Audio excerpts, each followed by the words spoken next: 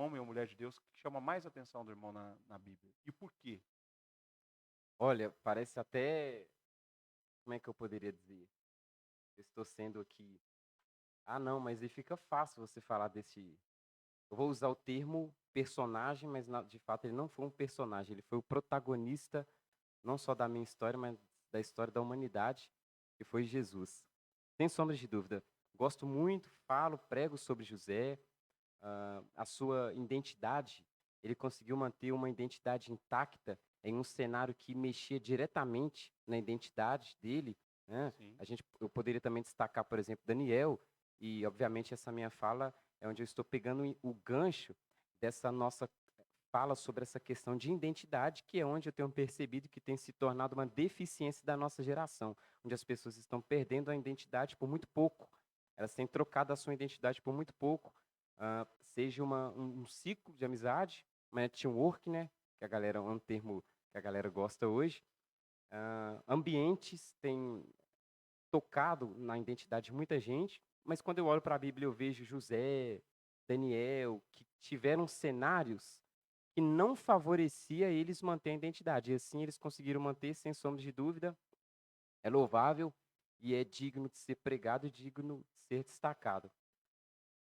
Mas, certamente, Jesus, eu entendo que José foi o que foi, Daniel foi o que foi, mas ainda assim, quando eu olho para Jesus, eu vejo que ali foi o maior símbolo de manter uma identidade em um cenário, em um sistema corrompido, né? Por exemplo, se eu pudesse pegar um erro de José, eu dei um exemplo, seria quando ele conta o sonho na mesa, porque nem todo mundo que está na mesa, porque mesa revela intimidade, mesa revela muitas coisas.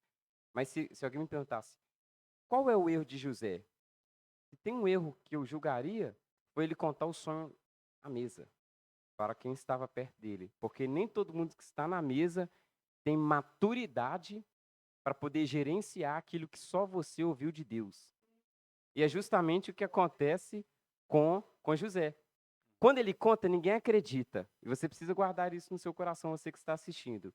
Quando José ouve, a sua pergunta está dando. É coisa de pregador, né, gente? Não, irmão, fica à Quando vontade. você, quando você, Tá benção. quando você conta, os irmãos os de casa não acreditam, a paternidade também tem uma dificuldade de acreditar, e aí as pessoas acabam adoecendo porque a credibilidade não é intensa como nós gostaríamos que fosse, né? Só que aí eu aprendo no contexto de José que ele ouviu de Deus, então ninguém é obrigado a acreditar aquilo que só ele ouviu. Então, se é você quem ouviu de Deus, não fique esperando a sua família acreditar aquilo que Deus falou só com você. Mas se tem um erro, foi esse, que ele contou ali o erro, contou o erro, que ele contou os sonhos para quem não tinha capacidade de poder gerenciar. Então, eu diria que seria esse erro, tá? Mas quando eu olho para Jesus, não tem jeito, é sem mancha, é sem erro.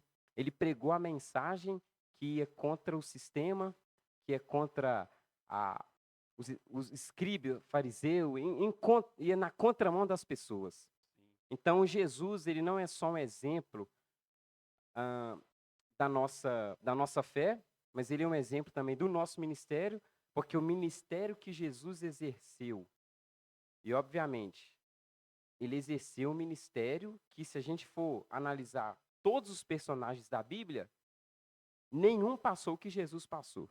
Com certeza. Nenhum passou, não tem como a gente fazer nesse tipo de comparação. Mas ele consegue exercer o ministério com mais excelência, passando pelas piores coisas. Então, se tem alguém que eu não poderia também deixar de destacar, é Jesus. Ah, mas falar de Jesus colocar Jesus na conversa é até desleal. Não dá para comparar ninguém. Por isso que eu nem citei Jesus, né? Jesus ele é incomparável, né? Sim. Mas o irmão falou a respeito de José contar o seu sonho à mesa, e eu me lembrei de um fato que aconteceu comigo quando eu era criança.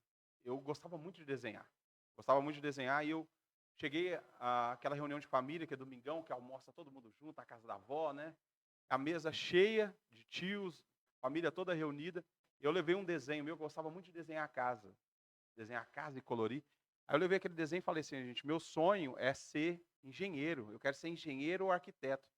E aí viraram para mim e falaram assim, ó, você, filho de quem você é, você nunca vai ser nada. Eu ouvi isso quando eu era criança, eu tinha acho que 8 anos de idade. Eu ouvi isso na mesa de família. E depois daquele dia eu nunca mais desenhei. Eu demorei anos para voltar a desenhar. E marcou muito, mexeu muito comigo. E aí o irmão falando disso, eu lembrei. Mas eu louvo a Deus que eu encontrei, Jesus me encontrou no caminho, né? Pela misericórdia do Senhor, Deus tirou tudo, porque eu tinha esse processo dentro de mim, mas o Senhor me curou.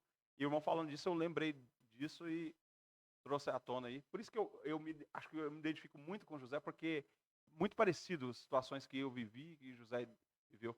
Mas agora Jesus é incontestável, né? Então, tá, vamos entrar um pouquinho em José, mas é porque todas as vezes que nós formos falar de assunto que aponta para a cruz, de fato nós precisamos mencionar acerca do protagonista da nossa vida. Com certeza. Mas agora, quando eu olho para o contexto de José, eu aprendo muitas lições até olhando para o meu ministério. Por exemplo, se o teu inimigo se levantar contra você, se opor frente àquilo que Deus te entregou, como que você já pensou como que você vai gerenciar? É fichinha, Tiago. Você já sabe que é o teu inimigo. Então a sua cabeça já está pronta para poder lidar com ele, é o teu inimigo. E quando é alguém da sua própria casa? Não é que os de casa são maus, é porque através da resistência dos de casa, Deus molda o nosso caráter. Deus não vai moldar o seu caráter através do seu inimigo. Ele vai moldar o seu caráter através dos de casa. Porque o seu inimigo, você vai olhar para ele e falar, é só mais uma oração eu venço. Vence uma oração alguém que você tanto ama, que na verdade deveria abraçar o seu ministério, mas está sendo a sua maior resistência. Meu Deus. Então, quando a gente olha para o contexto de José, a gente percebe que os irmãos, os de casa, essa deficiência começou dentro de casa, ali era uma circunstância sendo criada para o cordão umbilical de José ser cortado com a família. E às vezes Deus cria essa circunstância. Se Deus não criar, tem gente que não corta. Inclusive, uma das maiores dificuldades hoje de quem está iniciando o ministério é entender o processo do corte do cordão umbilical.